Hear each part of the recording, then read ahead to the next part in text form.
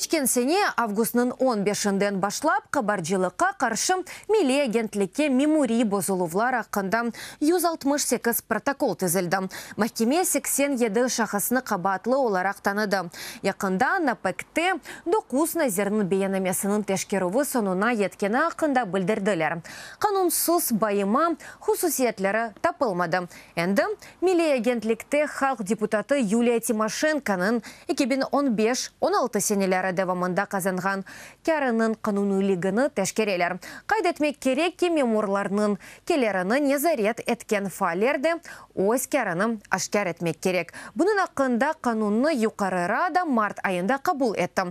Деп хатырлаталар НАПЭК-те. Жемаат файлері бұ қарарының ләғу етілмесінің талап етежек ола.